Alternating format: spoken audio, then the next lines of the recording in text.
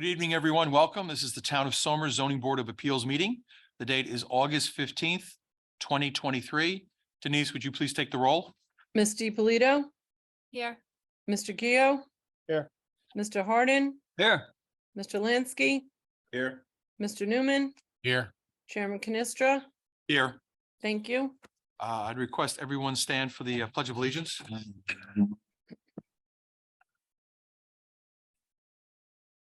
I pledge Allegiance allegiance to to the the flag of the of the United States of America and to the republic for which it stands, one nation, nation under God, indivisible, with liberty and justice for all.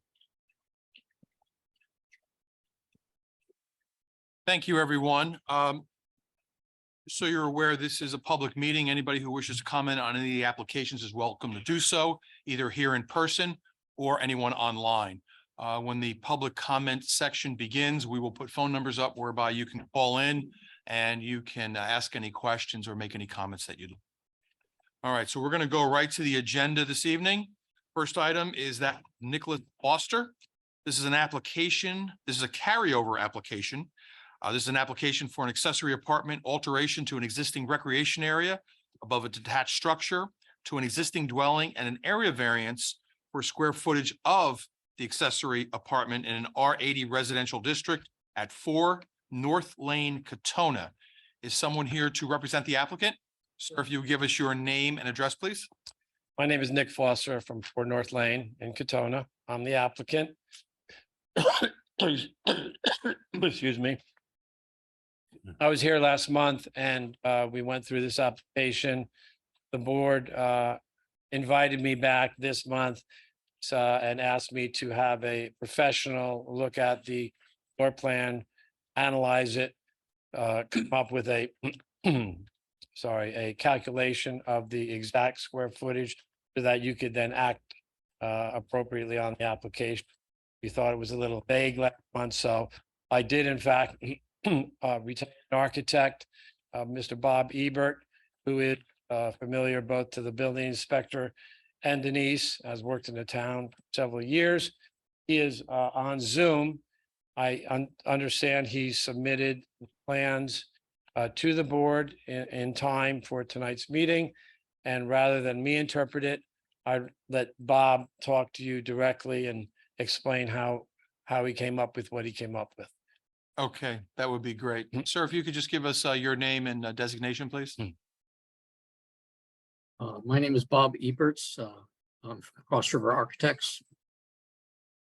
Okay, and can you describe for us, we do have the plan in front of us. Can you please describe the plan and your conclusions as to the square footage of the habitable space here? Sure. There's an existing accessory building on the property. The space represented in the plan is over an existing 3-car garage. It is currently a recreation room, and he would like to convert that to an accessory apartment. The bathroom is existing in the space. The interiors are finished. The walls are all finished. The floor is finished. So really all he's doing is adding the kitchen cabinetry and appliances, and then adding some closets, separating out the bedroom from the living room area. The biggest issue we had last month from the rough plans that we had received is that the square footage of the space seemed to be quite large. Were they in error, or because we seem to have different numbers this time? And maybe you could give me what you see as the square footage of the accessory apartment now. The dimensions are the same. I spoke with the building inspector about how to calculate the square footage. And he said, we use the habitable space definition that's in the building, New York State Building Code. So based on that, the area is 759 square feet. And how did how did the space go down from what we saw on the original plan? Is this due to ceiling heights? No, the definition of habitable space in the building code reads a space in a building for living, sleeping, eating, or cooking. Bathrooms, toilet rooms, closets, halls, storage, or utility spaces and similar areas are not considered habitable spaces.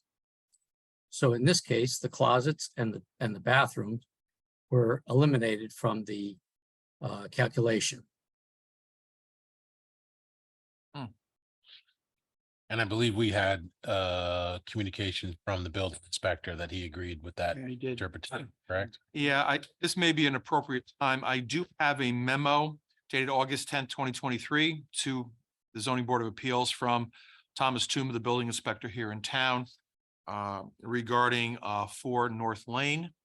And he said, dear chairman and members of the zoning board, please be advised that I have met with applicant Nicholas Foster, owner, and his architect, Robert Eberts of Cross River Architects, to review the plan for a proposed accessory apartment on location. The total square footage and calculation is less than the maximum permitted of 800. I concurred with Robert Eberts' calculation of the square footage as based on habitable space. So it seems like our building inspector is in agreement with you. That's the way I understand it as well. Yeah, which helps your case quite a bit. I do have one question where the gables are. If I'm reading this correctly, because it says ceiling height, 4'3" Is that correct? Uh, Where the gables are? The ceiling height is not, that is not correct. It's 4 feet 3 inches. Yeah, that's what it says. Yeah, that's, It says, that's what I said. yeah, Oh, I'm 4 sorry, I feet. thought you said 4.3 inches. It's No. 4 feet 3 inches. Right, yeah. Is that the height of the gable? What is the code is supposed to be, what, 8 feet? No, the building code uses a calculation of a minimum height of 7 feet, or where there is a slope ceiling, such as in this case, they use a bottom level of 5 feet, so 5 feet and up. So in this case, 4.3 feet is slightly outside of the area that would be included in that definition of habitable space. So, but the grand height, is it the same height as the ceiling in the living area? No, the ceiling slopes up from that 4.3 feet fairly steeply to where you see a dashed line. Oh, it's going right about through that barn door space, if you see that. And it says ceiling break on it. Okay, 7 that feet, 6 height- inches. right, I see Yeah, that. that height is 7 foot 6 inches. Hey, Bob, is there a way you can screen share any PDFs or something from your computer?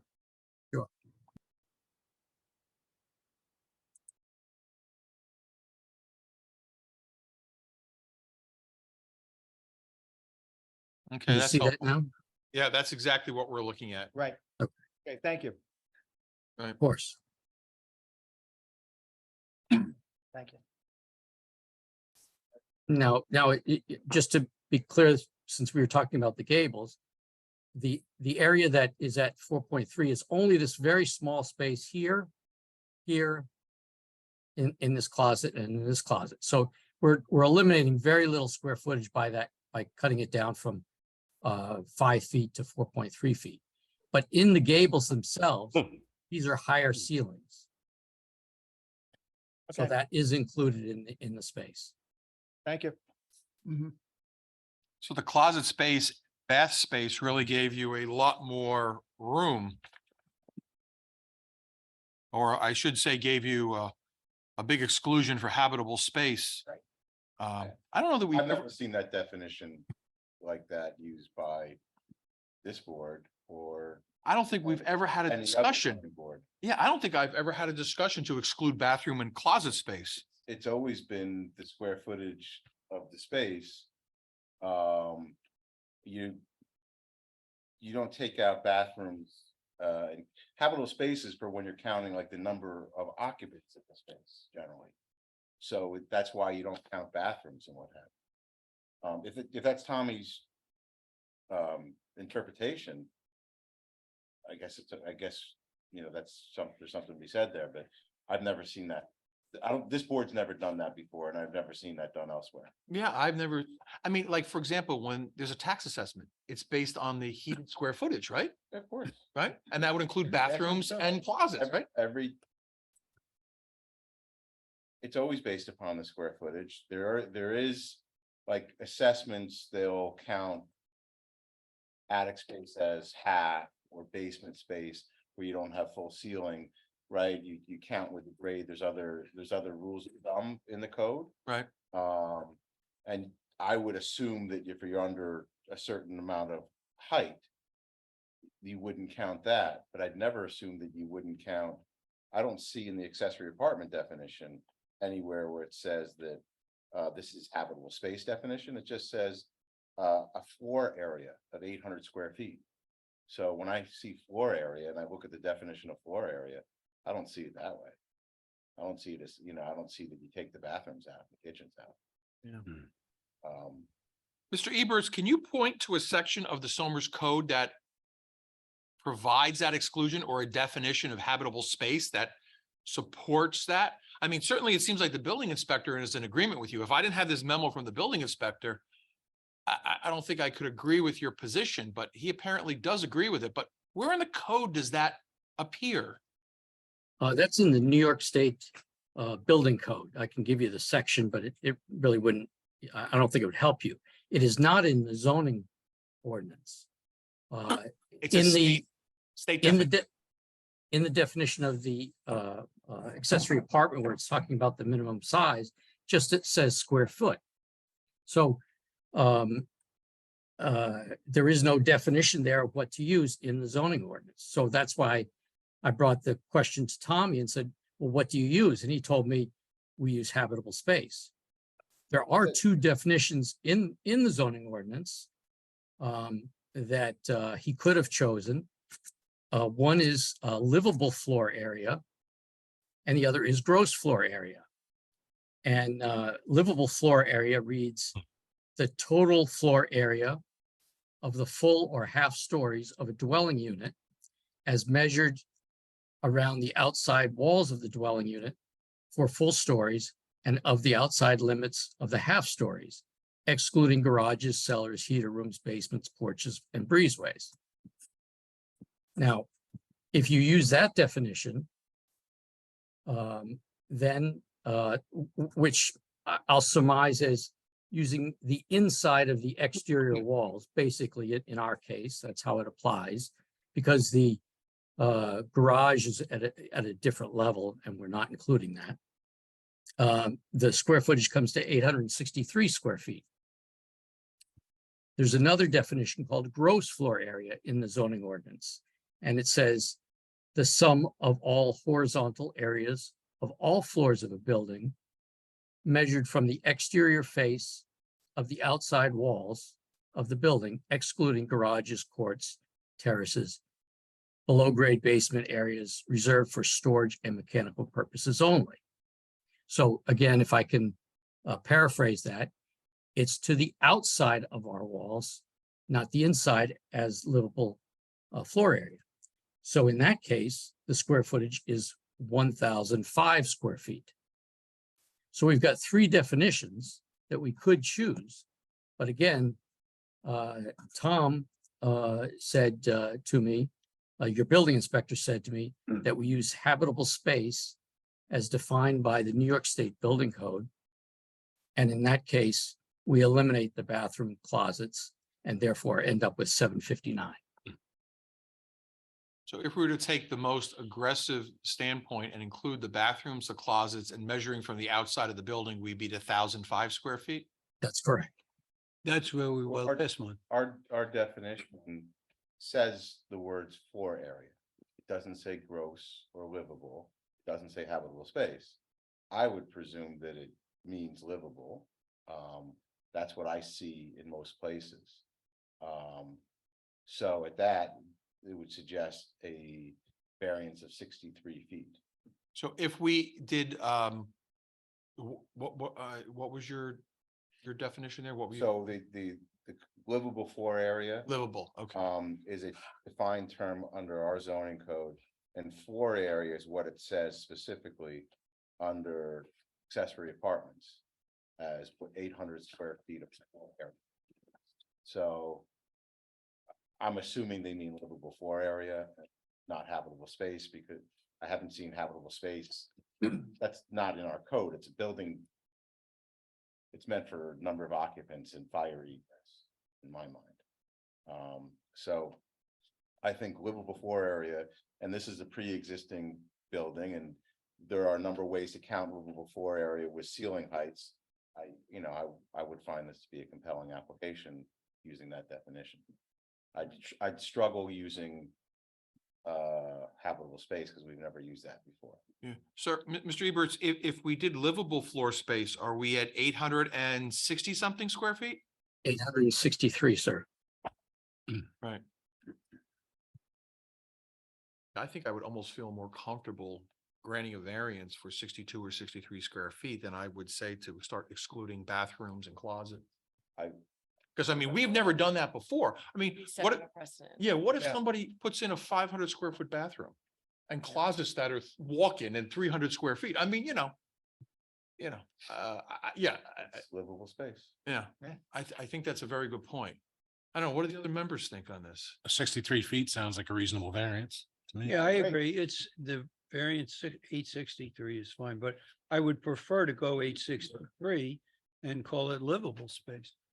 Now, Because that's what we've done with everybody else. yeah, I have never heard of this before, where it's based on this Right. definition excluding bathrooms. Now, Except our code isn't, because our code is using the Livable floor area. livable floor area. right, So we need to look at floor area. right. Now, Denise, if we are contemplating the granting of a variance, this probably has to be renoticed.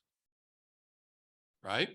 Because this application did not go out requesting a variance. Correct. It went out for a special exception use permit, so Without a Yeah. variance. without a variance, so it would need a new application and fee, public notice to, we could put it on the agenda of the September 19th meeting. Right. You can vote on the special exception use permit portion of it this evening, Right. or And then vote just on the- Well, but Yeah. how do we grant a special exception use permit with? without we the know it's in variance, Violation. correct? So it would I have think we to gotta do it all be, in one shot. right, it would have to be a new application for next month, special exception use permit for an accessory apartment and a 63-foot variance. Yeah, I just don't like coming up with a new definition of square footage. Yeah, let's keep. I wish Tom was yeah, here, well- Tom, with the building inspector, so we could speak with him about this. You don't think there's any flexibility in the notice requirements? I think the we said- notice covers this. Quite I would love frankly. to be able to not have to have him do this again. Mr. Eberts, you were gonna say, you think the notice covers this? Yes, if I can read the notice, what it says is, an application for an accessory apartment alteration to an existing recreation area above a detached structure to an existing dwelling and an area variance for the square footage of the accessory apartment in an R80 residential district. So I think it covers that, am I not? Correct? Well- It specifically says an area variance. Well, the risk would be on the applicant, essentially, if somebody one day challenged the notice, it would be at the applicant's risk. Denise, do So, you have the specific wording of the notice? I mean, we just have what's on the agenda. And I do see the, Yep. give me one the second. information sheet, but did we mention variance in regard to the notice that went out? The notice that went out, yes, the notice that went out on July 5th. Please take notice that the zoning board of appeals of the town of Somers, Westchester County, New York will conduct a public hearing on Tuesday, July 18, 2023 at 7:30 PM at the Somers Townhouse, 335 Route 202, Somers, New York, 10589, on the application of Nicholas Foster for a special exception use permit and a variance. If I remember correctly, I'm 99.9% sure that when we met with Mr. Foster initially, we talked about adding the variance to the public notice in case we had to go that route, because We didn't want to keep delaying him meeting after meeting after meeting. All right. We're covered. I think, Covered.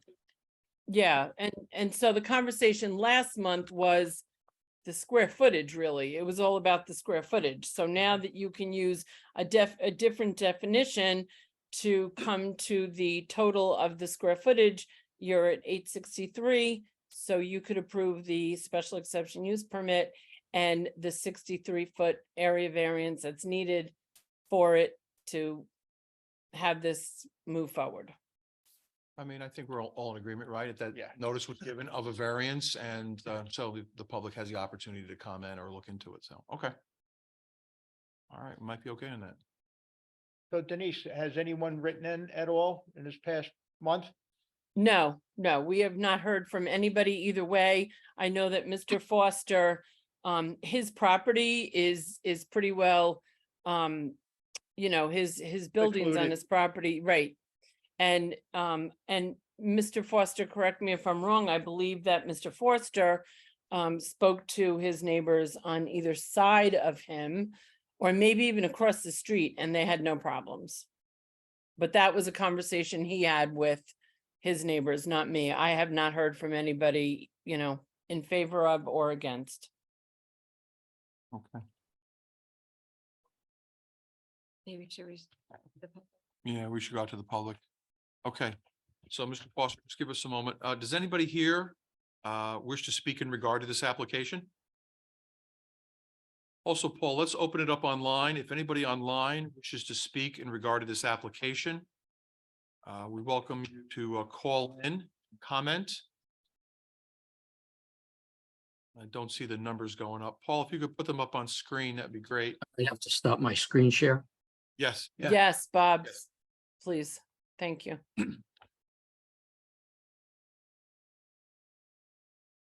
Okay, so we'll just give it half a minute or a minute or so, see if anybody wishes to call in to speak in regard to this application. So it seems like I think the discussion is moving along the lines where I think we'd rather do the variance, right, than I agree. redefine livable space or habitable space, what do you want to call it? Well, livable space. Right, we're talking about livable Livable space or space. gross square footage, yeah. No, we don't Total want to square go footage. there. Livable floor area. Right. Right. All right, guys, there's nobody trying to comment at this time. Okay, thank you, Paul. Okay, does the applicant have anything further, or the architect for the applicant have anything further to say in regard to this application before we vote? There are a number of items in the zoning ordinance, section 170-70. I don't know if in the last meeting you went through those items, but I'm willing to do that if you'd like. Go through the items that you consider as part of the accessory apartment application. Yeah, we have a pretty good summary of those and we've kind of been through them, so. That's fine. We, everything else is in compliance, so this is the only issue I believe the board had was the square footage, which seemed to be quite in excess. Set of drawings. Yes, and we didn't have clean Consider- drawings. right. We just didn't know what we were dealing with, so it was very speculative, shall we say, in the last meeting. So. Any further comments or anything else the applicant has for us? No, I'm good. Okay, I think we're gonna go to a vote. I'll entertain a motion for the type of action. Type 2. Second, Ms. DiPolito, Aye. Mr. Gio, aye. Mr. Harden, Aye. Mr. Lansky. Aye. Mr. Newman, Aye. Chairman Canestra. Aye. Can we have Thank a you. can we have a motion whether we're going to grant with a variance, the special exception use permit or deny the application? I would do two. Right, I would move, or I hereby move to grant an area variance of 70 square feet of the floor area of the apartment.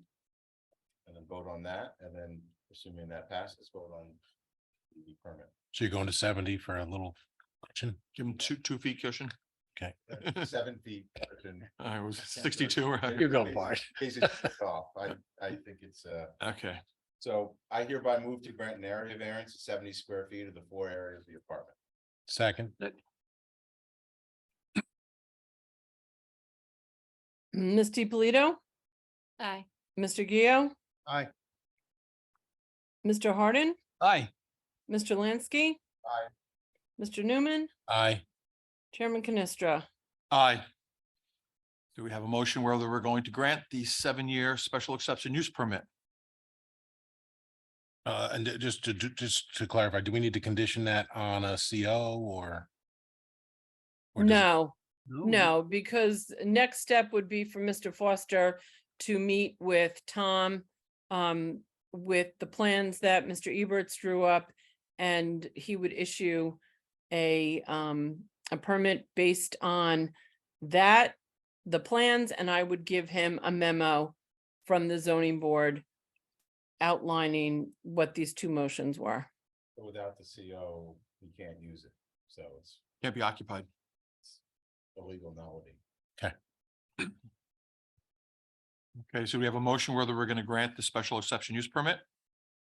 I'll make a motion to grant a special exception use permit for the accessory apartment for a period of 7 years. Second. Ms. Polito, Aye. Mr. Gio, Aye. Mr. Hardin, Aye. Mr. Lansky, Aye. Mr. Newman, Aye. Mr. Padavani, oh, sorry, Chairman Canestra. Aye. Thank you. Congratulations, your application is granted. It's good for, your special exception use permit is granted. It's good for 7 years, then you have to come back before us and visit us again. Okay, Thank you very much. thank you. Thank you, Anytime. Robert, and thank you, Thank you. Denise. Okay. Thank you. You're welcome. I'll be in touch via email. The next item on the agenda this evening is that of Richard and Diane. I'm sorry, how do you pronounce the name? Baroque or LaRoque? Bork, I'm sorry. Okay. This is an application for 2 front yard area variances for addition and a carport to an existing dwelling in an R10 residential district at 14 Overlook Way, Purdy's.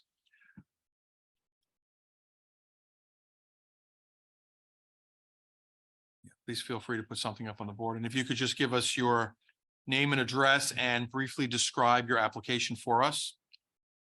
Hi, thank you all for meeting with us tonight. My name's Richard Bork. This is my wife Diane Bork and my son Aiden Bork. It's a family affair, so thanks for seeing us tonight. We are looking to put a small extension on our home in Lake Purdy's. We've been a resident of this home since November of 2008. And we're here with Jason LaRocca, our architect, to share the plans with you. I believe the plans were provided to us, I believe at an earlier meeting or sometime. Yes, I spoke with Tommy and he suggested that we try to schedule them for available. They were on vacation. Last meeting happened, so he sent Tommy and I said, let's try to move it back. Okay, that's great. Okay. Okay. Yes, if you could briefly describe the application. Right, as you guys have seen on the plans, it's an odd site. It is at the end of a dead end at Lake Purdy's. It has a paper cul-de-sac, which has never been built. So the Bork's front yard is actually town property. And they have outgrown their small house. They don't want to leave it. They love their community. But because it's a slope site, there are limited flat areas where they could actually put an addition to get the extra space they need. And the one space that really kind of works is the south of the existing house on a flat space, because the other flat area has their septic field. Microphone. Oh, you got Sorry, it. I'm sorry, you got to speak in the Yep. microphone. Yes. sorry, Jason. Yeah, so just repeat that so everyone can Sure. hear. There are 2 flat areas on the site. One is set down at a lower area below the driveway, sort of east of the house, and that's where their septic field is. So they can't really build there. The other flat area is up, extending out from the driveway towards the house.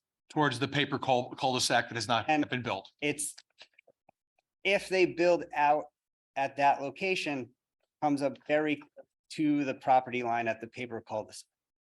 So it's an odd site.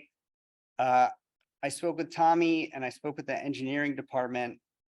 Because it slopes so steeply down from the existing road and then up on the south side of the existing road, it would actually be really difficult to build that cul-de-sac in the future.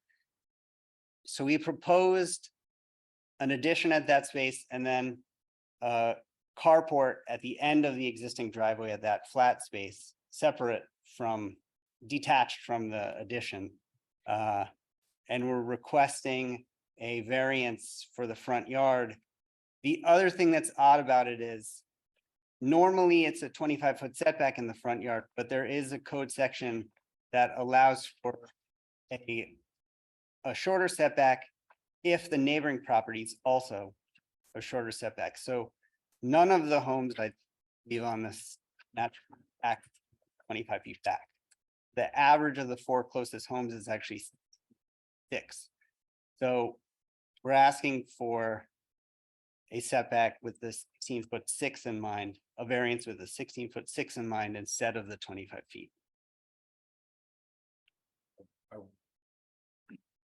Let me ask you, if the town did build the turnaround, I mean, I would assume that there's lots around the remainder of the cul-de-sac There are, so undeveloped.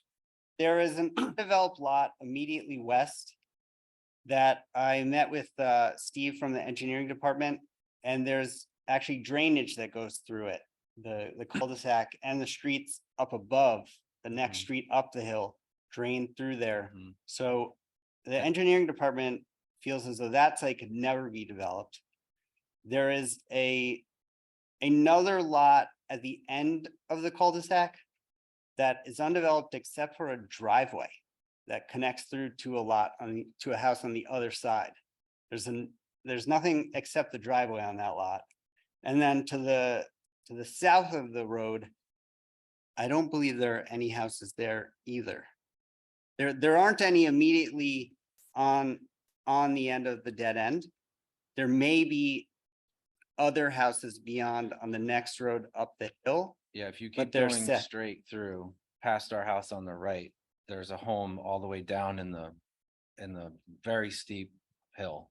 And the water that Jason's describing comes actually through a town pipe that goes halfway underneath my driveway, which is also town property. And And the how, town has come and put that drain pipe in and replaced it for us as well. and your water supply, that's town provider, or you're on a well system? We're on a well system. Okay, I'm super familiar, that live around the corner, and I live on a cul-de-sac. A paper cul-de-sac, exactly the same, and I'm at Ridgeway 28, which is Okay, yep. Right there. 6 or 7 houses from you. Mhm. And we're on the cul-de-sac, and these roads were built in the 20s. And were turned over to the town much later. I walk by his house occasionally. My wife likes to walk, so I know this lot and I know how steep it is. And you would never put a cul-de-sac in here. On my cul-de-sac, I actually have a paper road connecting down onto entranceway past that house on the corner, which will never get built. And this is in the conformity with the neighborhood, with the location of the rest of the houses on my street, on their street. And it's not like the town has never taken use and occupancy of these areas. So my neighbor directly across has a fence 1 foot off the road. The town has never maintained past the road. They've never done anything in the cul-de-sacs. And some of the law which relates to who has rights and responsibilities, particularly rights of ways, deals with use and occupancy and whether somebody's actually done it. And there is no evidence on his street, on my street, and there's a couple of other cul-de-sacs. I have the map of this on my wall, and the lots are very small. My house is probably 8 lots. I own another house across the street from me with 6 lots. And those lots, based upon today's Board of Health standards, aren't even close to being buildable. So the lots adjacent to his, not only are they sloped, but you can't put a septic system there. It's not buildable land. Yeah, I was gonna ask you, if the owner of that property wanted to develop those lots, It'd be do impossible. you think it would be very difficult to do that? It would be near impossible. There's a redundancy requirement with septic now. So you have to have space for 2 septic systems. Yeah. And the original lots are tiny. I have a 0.6 of an acre on one thing, which was 6 lots. So there's no way that you have to aggregate a bunch. There's no way that it's buildable. There's no way that anyone would ever put that cul-de-sac in. My cul-de-sac is more apt for someone to put in because you kind of need to turn around up there. But it's never going to be done either. So if it were not for the paper cul-de-sac. I see you've drawn here. What would be the front property line? You wouldn't even need relief, I suppose, if it weren't for the paper cul-de-sac. If the property line was at the street, then right, we wouldn't need a If the street just continued and there was no No cul-de-sac. cul-de-sac, you would not need, you would, it's the addition is set back 47 ft 6 in from the street. none of your addition though is in this cul-de-sac, proposed cul-de-sac. Correct. Paper cul-de-sac. Correct. It's not in that at all. Okay. It's set, we have it set back 4 ft 2 in from the property line, so from the paper cul-de-sac. But that's a significant distance back from the street. It looks like the shed is right on the line there. Shed is right on the line. The shed is being removed, I think. Did I read? The shed is remaining. It's an existing shed that we want to keep in place. I don't, you can't have a shed in the front yard, right? Isn't Tommy? They're downhill. So it's not something you see from the road. There's only 5 houses on that street. If I remember correctly. I could have Paul put up some photos. I printed some just in case, but some of you guys. are familiar with it. Yeah, you could share this. Take a look at this.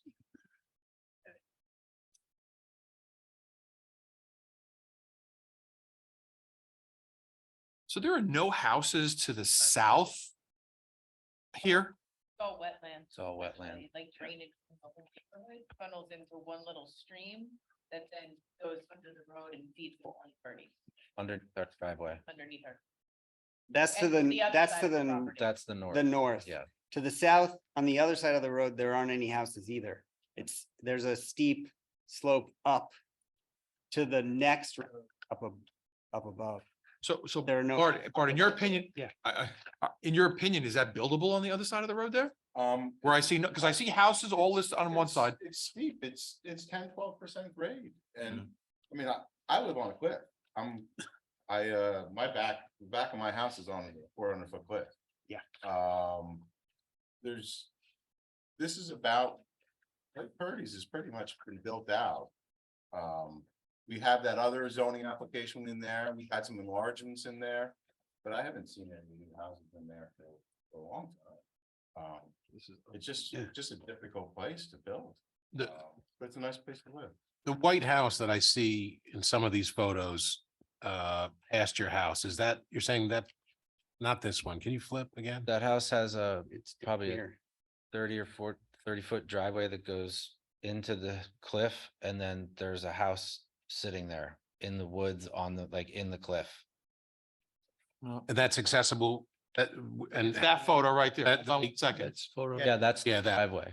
Right, if you look down the road, you see the cars, then you look up, yeah, can you Okay, just what- hold on that photo? White House by the pole. that is on Overlook Way? Yes. Although it's actually at the end of the cul-de-sac, there's a lot that the only thing on that lot is a driveway. And then this house is on the lot beyond that. So what we're. But they looking at- access it through that driveway. Yes. Yeah. Yeah, what we're looking at. Do they is own the it? Driveway. No, they're renters. It appears that the road continues, but it's not. Do they own the lot with the The driveway? same owner of those 2 lots? That I'm not sure. Not no. Because I mean, obviously, if they don't, they somehow receive permission to access their home through that. Do they have any other way to access their home? No, I don't believe so. They absolutely. must own the property right up to the, Well, there's an, It's a cliff. Yeah. Yeah. you know, has to be something there. And this addition is going in the direction of that White House, No, going into the direction towards the road. Towards the road. coming towards the road. Right. I mean, Bart, is it possible to put it on this vacant land? Is it possible to put a driveway up to a plateau of some kind, or is it just straight up Well, slope? you slope up to the next street, which is where I am, which is Ridgeway. Mhm. And then that slopes further. There's not any flat spaces there. Right. Without major excavation, you probably couldn't make this work. I mean, I think they're doing their best here. To stay, that this is not a hardship created. And to stay in the lines, we're not going farther in than the shed already is. I don't see another way for them to expand their home. So these sections, Is going in the front of the house yes, and not to the right where the driveway is, because that's where your septic is, you're saying? the septic is down below. If you look on the plans where it says 14 Overlook Way, block 22, lots 105 to 111. That picture right there that we have up, Mhm. is that the shed on the right-hand side? Yes, sir. Yes, And you want to make the improvement from, let's say, your portico out, your entranceway out, Point. and you're talking about your septic field is on the other side of the shed, right? The septic field is down below on the lower level where the patio. That, the, ad- yes, so that. the addition, Right. there, That's where the addition, Expansion, yes, okay, Here, down where you see the lounge chairs. right, Past that little patio, that whole yard is. Septic. septic, okay. The only place the septic could really be here. right. Right here. Yep. And these sections here, Steve from engineering asked me to prepare after we'd sent everything to you, so he could do a little more looking into whether anything would be needed for an environmental permit. And we discovered it's very steep from the road down for a portion, and then it flattens out a little bit, steps down again. So it was not as steep where the house was proposed as Steve and Tommy were originally concerned. It really starts to get steep once it passes the property line. It's a little flatter, so it's easier to build. So that's why we Right. selected that location.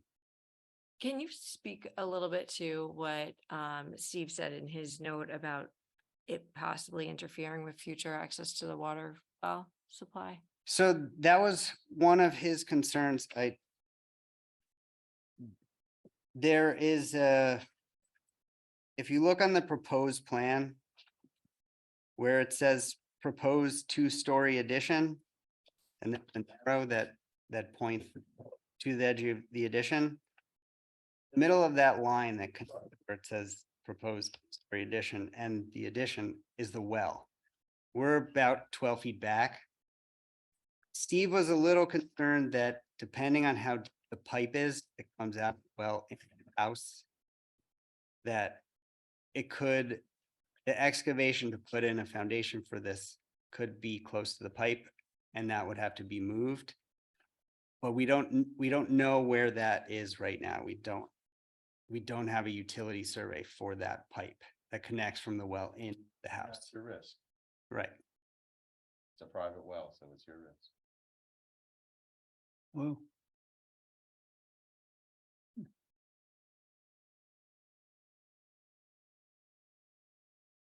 If that becomes a problem, they'll have to They have to come up with another solution. There's, Dig away. We think it's deep enough because because of the whole slope is the house is on a slope. The water comes in at the lower level. Below where we propose to put the addition. So we think it's pretty deep and we won't have to go that deep with the foundation. But yes, it is a risk that it's higher than we think it is. You don't know what you're gonna find, sure. Right. I mean, but what- that's not our risk. That's not what you're talking That's, about tonight. no, we're looking at its conformity, whether there's any externalities, how it's gonna look in the neighborhood, any adverse conditions. And in this, if you look at that layout right there, all the houses are that close to the road. Yeah. And the whole neighborhood is like that, and it's kind of a front stoop neighborhood, people walk around and kids are playing and. Right. There's golf carts all over the place. I mean, do we agree that for the town to build the cul-de-sac there is highly impractical? As impractical as it may be, do we need somebody to sign off on that? I mean, because should the town, as improbable as it may be, should they ever decide to build a cul-de-sac there, it's gonna be a problem because they're 4 feet away and they wouldn't have. They could theoretically build it. If we've granted the variance to the road, they can do it, right? I mean, logistically, it's gonna be tough. As long as you don't grant a variance into the cul-de-sac, then. Right. We're not. granting No, it's gonna be variance 4 into feet, cul-de-sac. Yeah. whatever. I mean, you're talking about, Less than 5 feet from. you would be making it very They'd be off the practical to try to build a cul-de-sac. Right, it's only 4 feet, 2 inches off. Yeah, How are you gonna, you wouldn't, Yeah, you wouldn't want to build. it would be a cul-de-sac. 30-foot high wall. out Right. Bedroom windows. right? So it's gonna be tough to build that retaining wall when it's Oh. 5 feet away from the house. I'm 100%. just, I don't know if there's a highway or somebody that needs to. You know, we can grant a variance to any property line, including the road.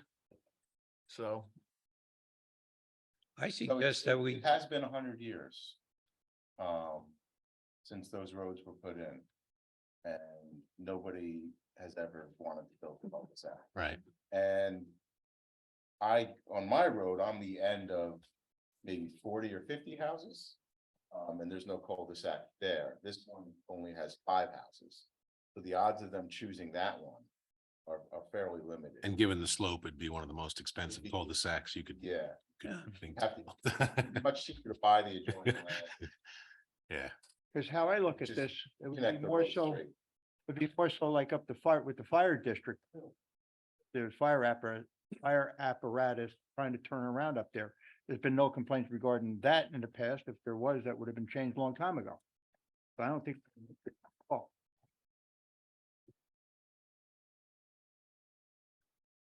Fire trucks back there typically turn around in my neighbor's driveway across the street. Okay.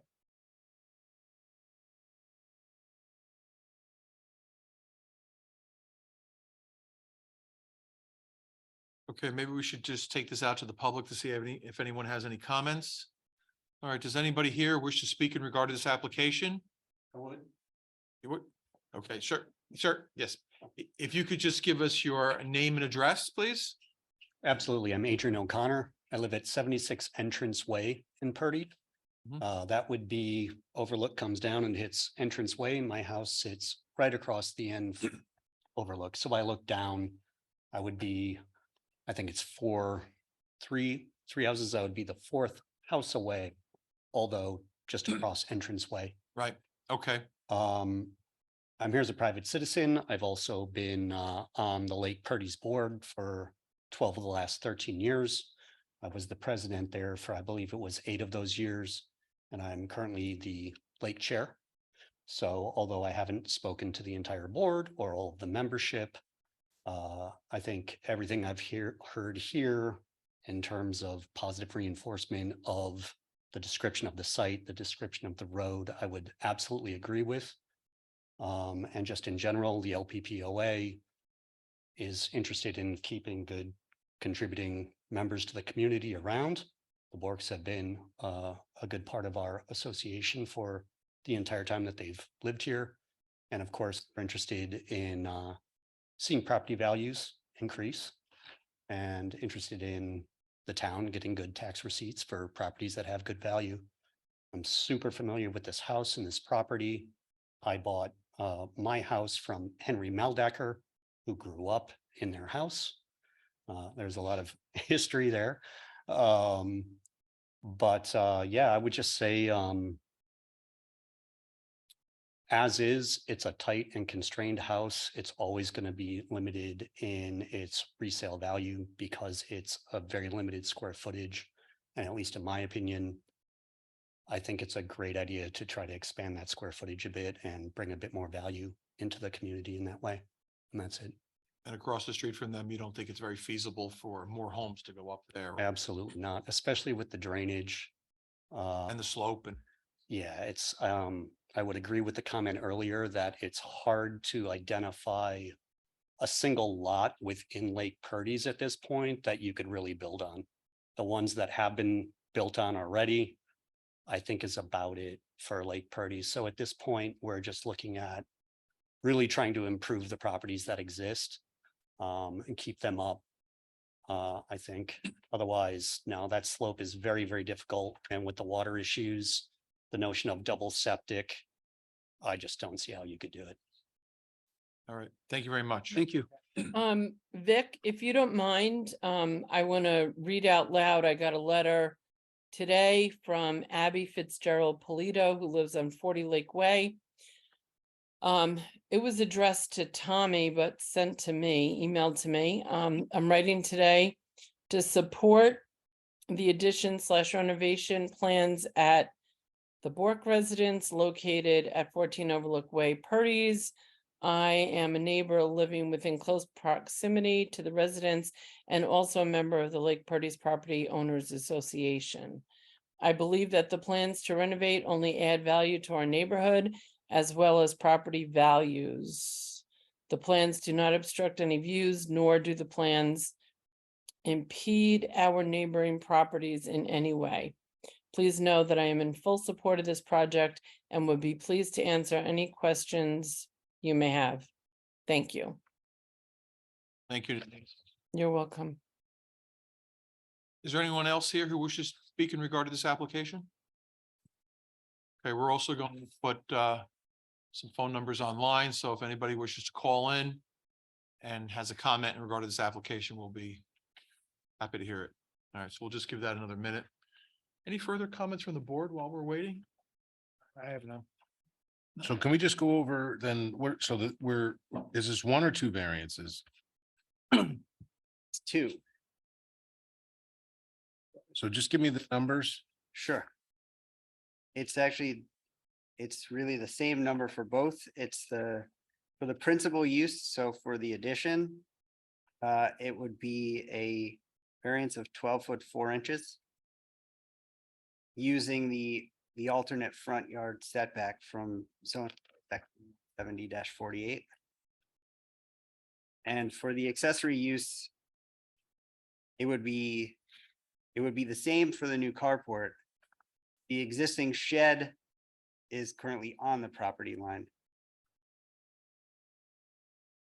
But we were asking for a variance for the new carport as the shed was existing. So we're not talking about the shed tonight. Right. Mm-mm. No, the shed's not involved. I Nope. don't think. Should we be addressing the shed? It hasn't been referred to us, and they're not No. making No. a request, and no. No. If it isn't broken, let's not fix it. So it's a 12 ft 4 inch variance. Two variances, they're both 12 ft 4. Yeah. Using the alternate setback. Yes. Using the full setback, they would be, It would be, are we all comfortable with the alternate setback? Well, I'm not really comfortable with that. I mean, I think that the true variance is supposed to be required 25. And they're proposing 4.2, so that's a 21 10-inch right, 21 10-inch variance, right? 2110, you agree? 20 ft 10. 3 ft 10, right? 20 ft 10. Yes, 20 foot 10, yes, correct.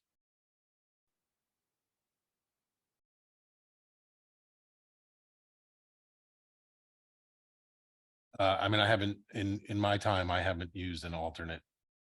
I don't recall doing that either. I mean, I think we have, Section of code is the ultimate setback? It's 170-48. Thank you.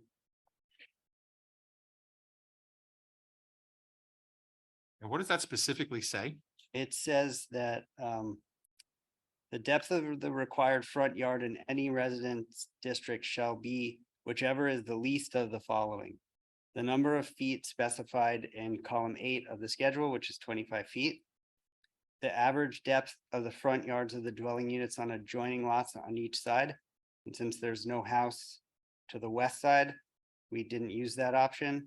And option 3 is if there's no such adjoining dwellings on each side, the average depth of the front yards of the 4 nearest dwellings on the same side of the street, which is approximately 16 ft 6. We have surveys for 3 of the 4.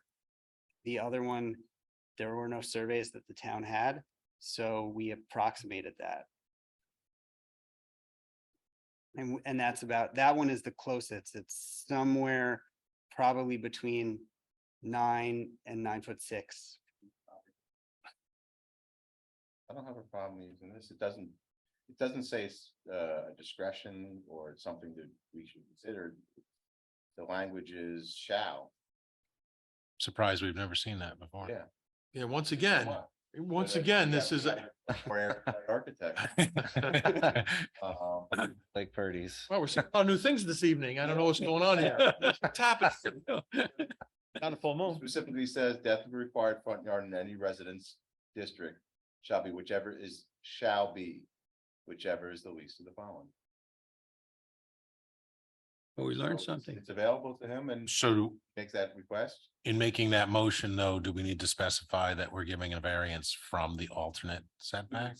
We would say, yeah, I would prefer to say a variance from the area exception, in section 170-48. And if we were willing to do that, if that's the way the board goes, would it be just more clear to give a full setback? And I think if I were the applicant, I'd be asking for 20 feet, 10 inches, Well, just so it's totally clear. Right. Such that no one could argue. fair points. Fair points. I mean, I mean, if we're gonna. Well, the keep it under applicant- one issue. I thought he was saying that he was requesting two variances based upon, One for the carport, one for the Yeah. house. yep. And are they both using the alternate? Yes. Yes, Okay. But there is something in the code where we're supposed to grant the least variance required, right? Which would likely be the alternate one. Well, whenever granting a variance, we should be granting the least That's amount what required. yeah, so I think It's semantics though, basically. It- It's yeah, it's in that's- the same spot. because it's also, there's gonna be other people who don't qualify under 170-48. So when we go, somebody else comes in front of us and we set a precedent, they're, Why did you give them and this makes sense because the front yards is what it's all about. And here, if you look at all the front yards, he's in conformity. And if we're in a different neighborhood and if we're in Granite Springs and everyone's got 75 feet, I would feel differently than I do in my own neighborhood where everyone's right close to the road. Right. Because the houses subdivision was done in the 1920s. Right, okay.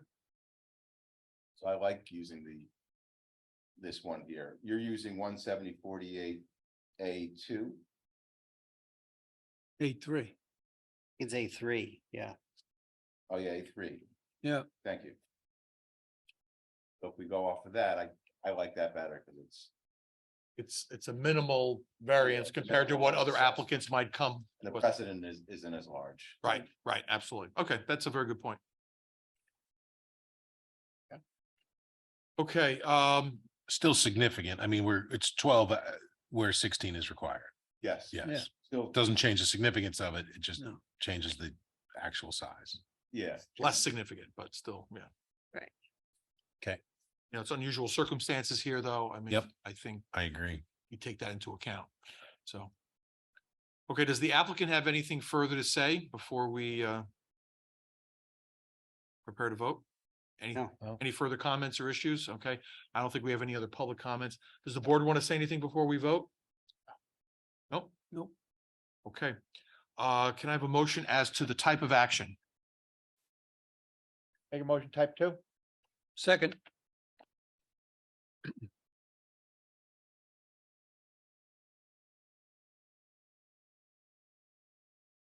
I think you're muted, Denise. Yep, sorry. Ms. DiPolito, Aye. Mr. Gio, Aye. Mr. Hardin, aye. Mr. Lansky, Aye. Mr. Newman, Aye. Chairman Canestra. Aye. Do we have a motion as to whether we're going to grant or deny the variance? I would move that I didn't write down the actual 12 feet. Is it exactly 12 feet? It's 12 feet, 4 inches. 4 inches. 12 feet, 4 inches. Okay. It's the We can be precise on this one, right? 12 foot 4 inches. So I would move that we grant an area variance from the front yard setback in in accordance with 170/48A3 of 12 foot 4 inches. And you want to give the code section here? 170/48A3. Okay, sorry. Second, Ms. DiPolito, Aye.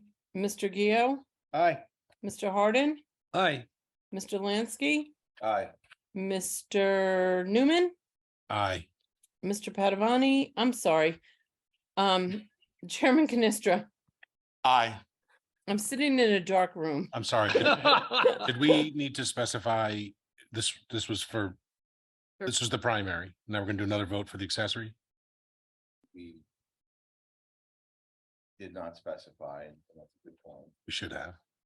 We should have specified, and so we could follow up with a second vote and specifying that one, that this. The accessory. This is the accessory and the first one was the primary. Okay. Please do. And it's the same variance. Okay, so I will make a motion that we grant an area variance of 12 feet 4 inches front yard setback for the accessory use as per section 170/48A3. Second. Ms. DiPolito, Aye. Mr. Gio, Aye. Mr. Harden, Aye. Mr. Lansky, Aye. Mr. Newman, Aye. Chairman Canestra, Aye. thank you. Congratulations, your variances have been granted. Thank you. you. Okay, good luck. I Well- would recommend that you have a surveyor figure out that front yard setback, a specific number. And we get there are a lot of people who don't do this way. Yeah. Got it. This is word to the wise, but somebody marks that. Thank you. Thank you. Good luck with the project. Thank you. Thank you. Okay, we're going to go to the third item on the agenda this evening. This is the application of Vincent Catrona. This is an application for a rear yard and side yard area variance, as well as building cover for proposed addition to an existing dwelling in an R10 residential district at 5 Erie Road, Yorktown Heights. How you doing, board? Good Hi, sir. evening. Could you give us your name and address? Vinnie Catrona, 5 Airy Road, Shannon Rock. Okay. And could, I'm building a small, I want a small little back kitchen and a family room area. Plus the one I have now is about 6 feet by 6 feet, my kitchen. Oh. And my hands got too big and I want to cook. And that's about it. Just building a room in the back. okay, so let's just take a look here. So what's the square footage of the house, the existing house roughly is what? I think it's 1,200 square. 1,200 and That's all. the square footage of the addition? I'm not too sure about that. You guys will have that. Like 6 something. Pretty sure.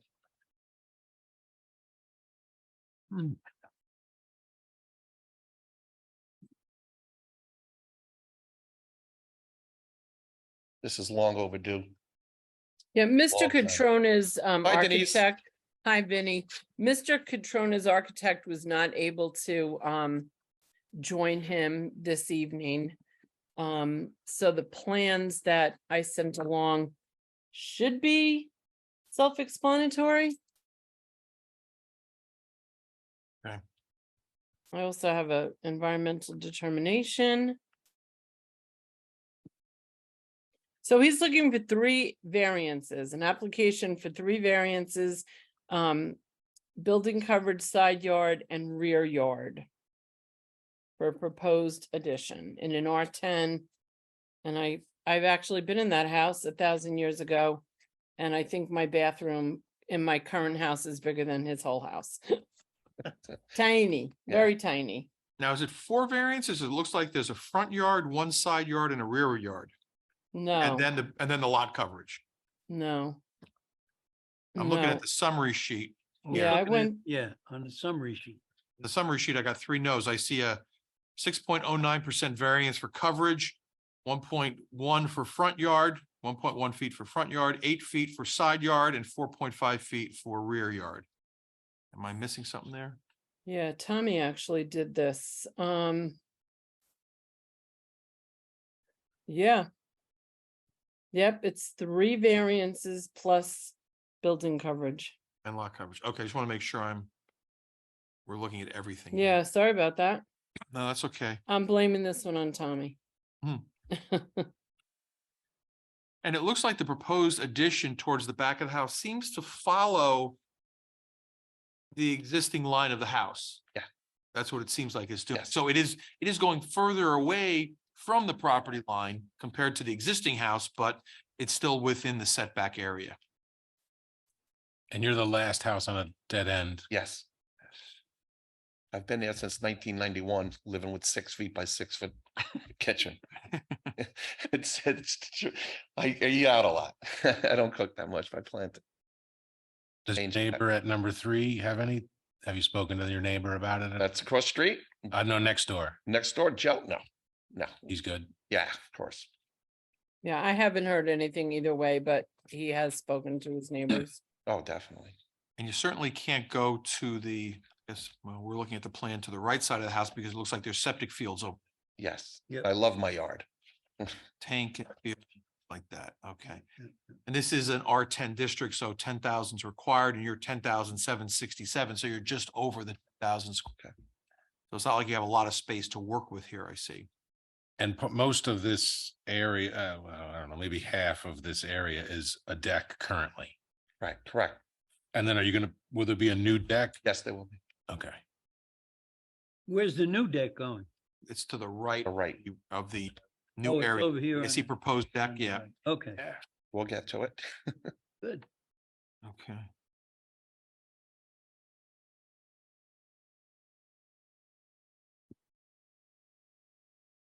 One-story addition, no, not going up. That's pretty big.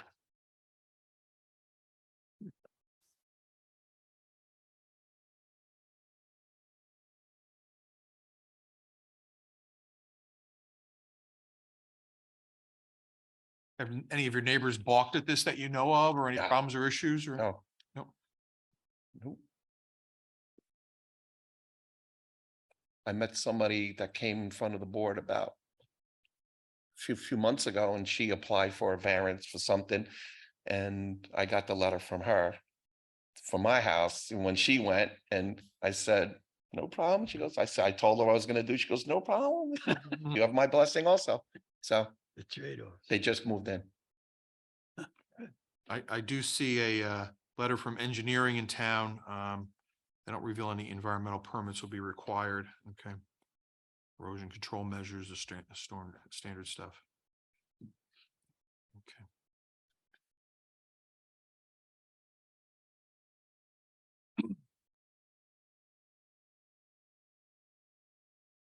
Any further comments from the board on this? I'm good. Are we doing one massive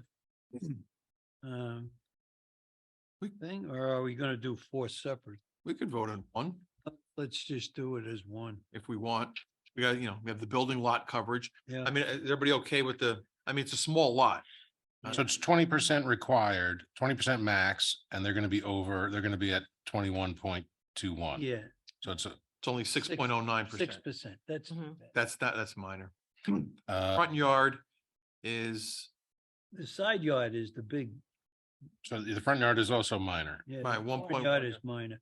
The rear yard is 4.5 feet. The side yard is the biggest, but it does follow the line of the house and it goes further away from the Does. property line than the existing house. Right, yeah.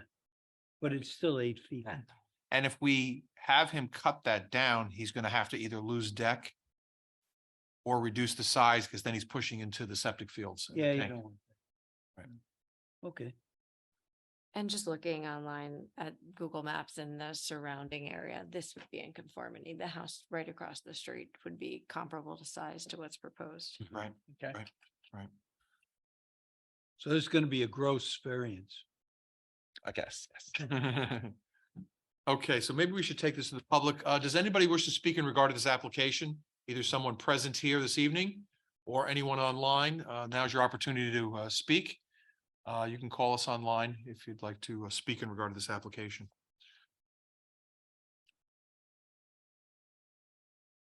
You know, whenever we have these R10 districts, I always feel like it's very hard for them to get things to work, you know, so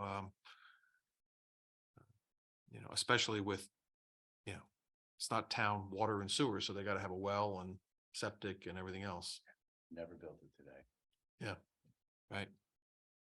Yeah, my house is crying for this. It's crying. Okay, doesn't look like we have anyone No, we don't. contacting us. Paul, there's no one contacting us? No, that's not.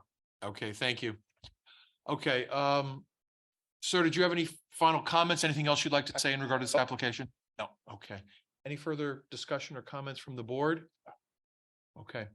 Can we have a motion as to the type of action? Type 2. Second, Ms. DiPolito, Aye. Mr. Gio, aye. Mr. Hardin, Aye. Mr. Lansky, Aye. Mr. Newman, Aye. Chairman Canestra. Aye. Thank you. Can we have a motion as to whether we're going to, and we probably should just address, if we're going to vote in one motion, we should just address all the specifics of the variances we'd be granting here. Assuming we're going to vote in favor of granting the variances. Have a motion from someone? Yes, I will propose that we accept the motion. We, on the maximum percentage of lot to be occupied, we'll take that at 6.09%. Is the variance, right? Variance, that's with the variance. Then we're going to allow a minimum size variance for the front yard of 1.1 feet, the side yard of 8 feet, and the rear yard of 4.5 feet. Second. Ms. DiPolito, Aye. Mr. Gio, Aye. Mr. Hardin, Aye. Mr. Lansky, Aye. Mr. Newman, Aye. Chairman Canestra. Aye. Thank you. Have a Right. good project. Congratulations, sir. Your application has been granted. Thank you. Good luck to you. Yes. Bye-bye. I'll be in touch, Vinny. Bye-bye, Denise. Thank you for everything, Denise. You're welcome. Okay, we're going to the next item on the agenda this evening. This is of Elmer and Sylvia Gudil. Hopefully I'm pronouncing that correctly. This is an application for a side yard area variance for a proposed deck addition to an existing dwelling in an R10 residential district at 218 North View Lane, Mayapack. Sir, if you could just give us your name and address, please. Sure. Elmer Kudiel, 218th Northview Lane, Mayapack, New York. Of course. Okay, Uh, can you briefly describe your application for us? Sure. First, I want to thank you for putting my application on. I thank you, Denise, for your support and help. You're welcome. And also to Tom, you guys have been great. I'm looking to expand an existing deck that requires to relocate the stairs to the side of the house. And this current setback requirement is 30 feet.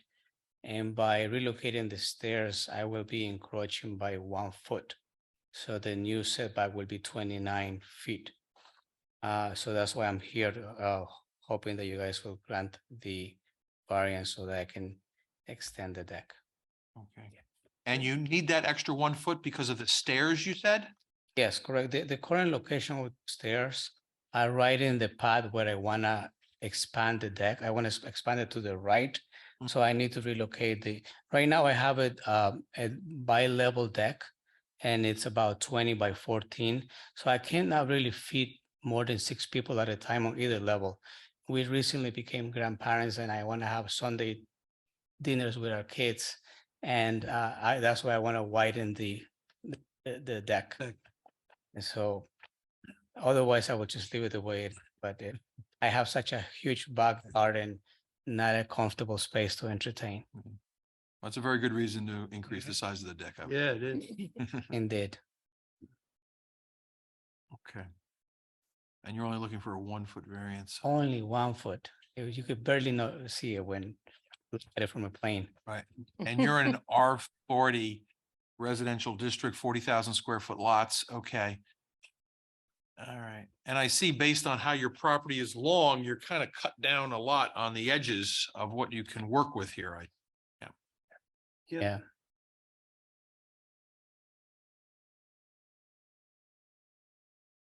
Okay. Do you know if your neighbor has commented on this issue? No, my neighbors, the Schaefer's, the house next door, the elderly couple, they barely get out. I check on them while I have not being able to see them. I don't think they will have an issue. There's still plenty of space between our properties. I'll be more than happy to talk to them about it.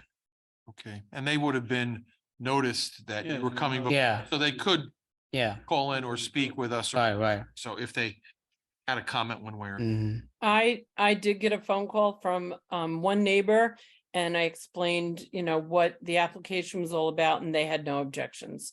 Right. Thank you, Denise. You're welcome. And so the reason that you're going out that way, which is causing you to need the variance, is because those are going to be stairs on Right, that side exactly. where there were no stairs before over there. No, sirs. So two sets of stairs, one to the back and then one toward the front. Is that? No, it's just one set. Set of stairs. Yeah. Side there. Gotta stare at it. The current location of the stairs are, if you're facing the house, standing from the back, looking towards the back of the house, the current stairs are on the left side.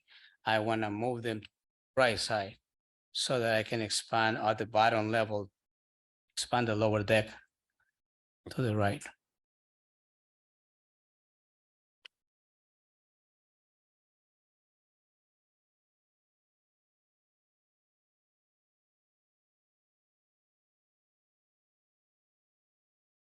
Okay, I think I'd like to take this out to the public. There's no one else here to speak in regard to the application. If anybody would I like to do speak. favor or against. Cool. Okay. I have one supporting.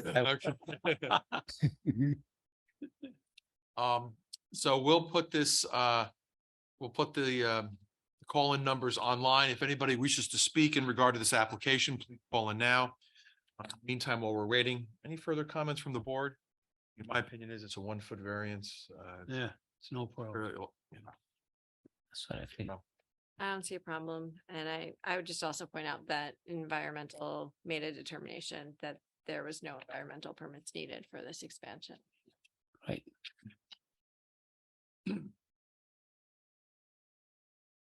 Okay, Paul, we have no one calling in, I assume? No, there's nobody calling in. Okay. All right. Do you have any further comments you'd like to make in regard to this application before we vote? I want to thank you in advance for your time. Okay. You guys do a great job. All right, thank you.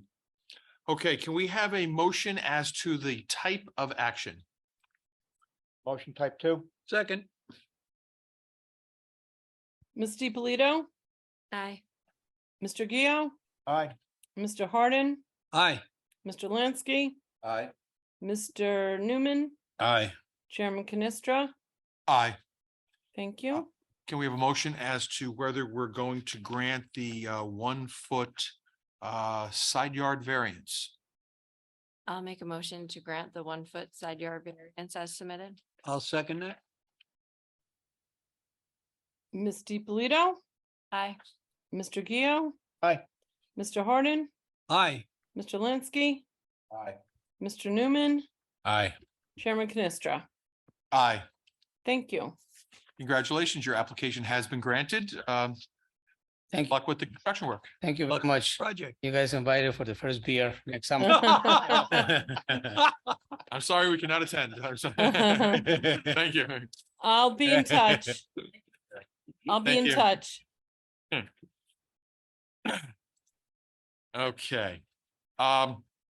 So last item on the agenda this evening is the approval of the July 2020 minutes. Has everyone had a chance to review them? Yes. Yes. Any changes, comments? Nope. Okay, we're gonna, if we Ken, we'll just vote by verbal consensus. All in favor? Aye. Any opposed? Nope. Abstentions? Nope. Okay. Denise considered the minutes approved. Thank you. Excuse me. I do want to make notice, that our next meeting is third Tuesday in September on September 19, 2023, here at the Townhouse. And we do have applicants. And that was going to be my next question. We do have some applicants. We do. Okay. All right. And, any other issues that we need to discuss before we adjourn the meeting? Okay, so, we're all in favor of adjourning the meeting. We're going to end the meeting at this point in time. Okay, Thank you, everybody. Enjoy the rest of your summer. okay. Thank Thank you, Denise. you. Good Take care. night.